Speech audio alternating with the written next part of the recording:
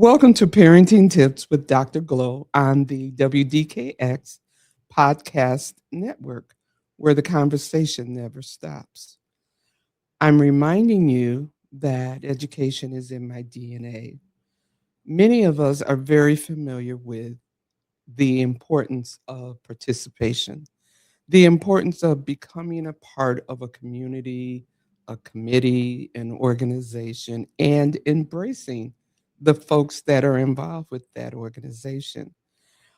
Also, important is understanding different races and cultures and religions among us in wherever we live. Doesn't matter if you're in a small town or a large city. And parents, we as a people, many times will have questions about things. So, guess what? Our children do as well. And the value that we instill in our children about diversity and the uniqueness of others, because we also talk about their uniqueness, is so important, very important for us today.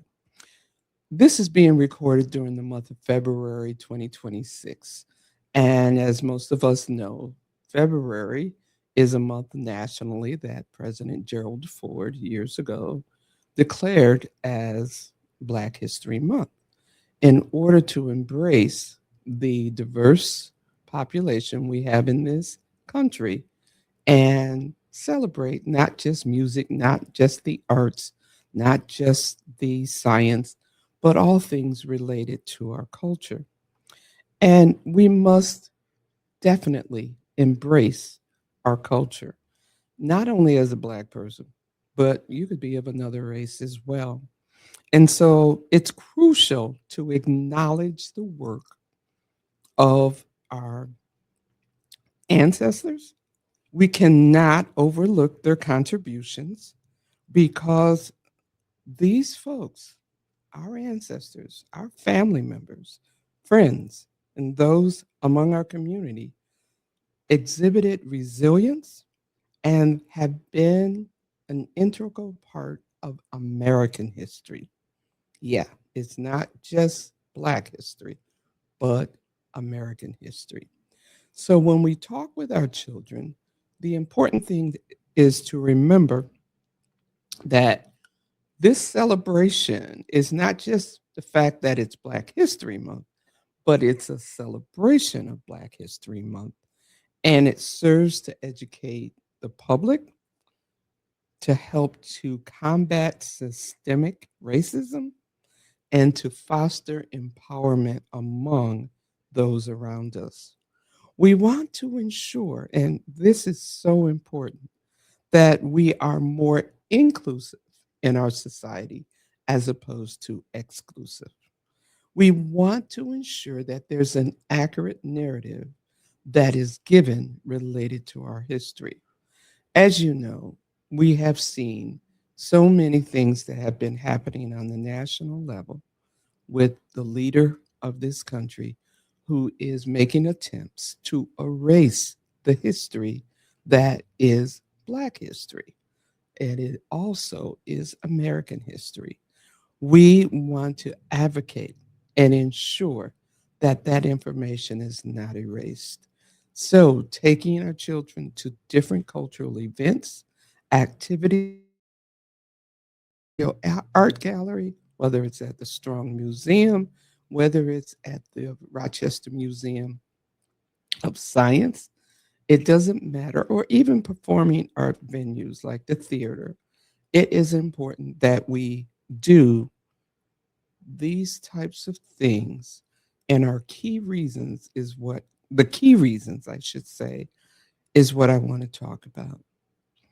Honoring the contributions and representation highlights the work that has been done in science, literature, politics, as well as in our culture. And it is sent and delivered to mainstream America, as well as those outside of the United States. Another key reason is the awareness as well as, yes, the education. As I told you, education is in my DNA.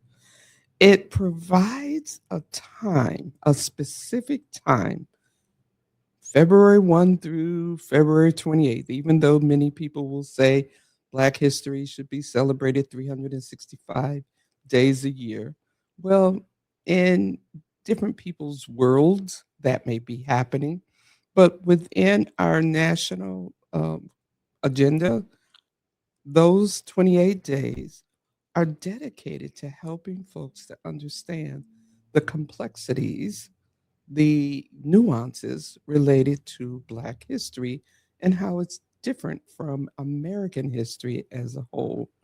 So, matters related to justice, matters related to equity, matters related to freedom are very crucial for folks to understand. There are people out there who are not aware, and we are trying to give them the knowledge.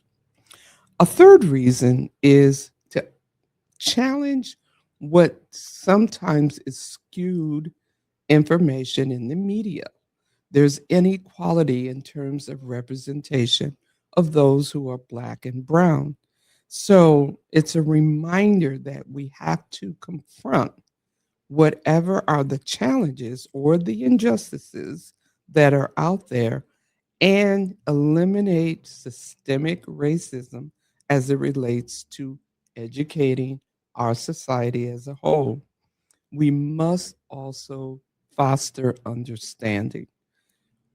Knowledge is indeed power. And then we have to foster a pride and a value system that says, James Brown said it well, I'm Black and I'm proud.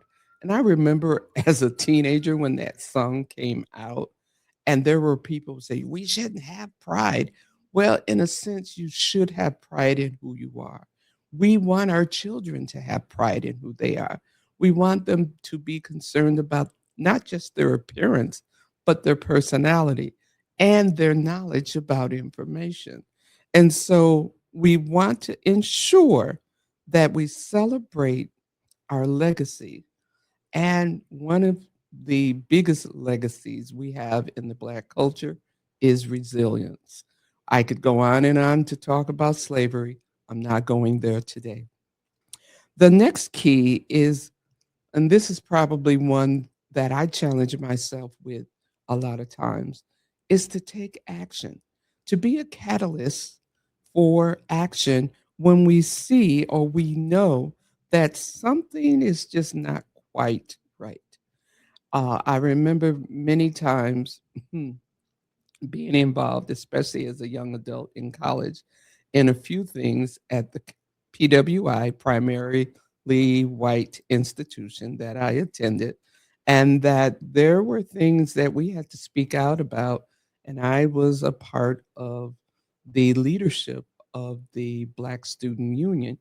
And there were inequities and there were things that were happening that should not have happened.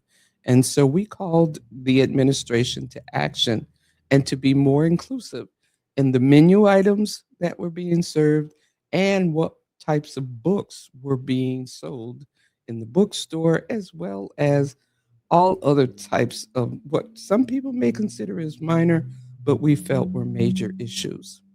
And the last key is, even we though we have this 1 month, we need to look to it. It's not just about Black History Month, but we also have Hispanic American History Month. We also have Asian American uh, History Month. So if we look beyond just this 1 month, we're able to emphasize the importance of Black history again 365 days a year. And it's not just the achievements, but also the culture of Black history. So, final note, Carter G. Woodson in 1926 is the person that initiated Black History Week, and then it was expanded to Black History Month. And so This year is 100 years in which this celebration has occurred.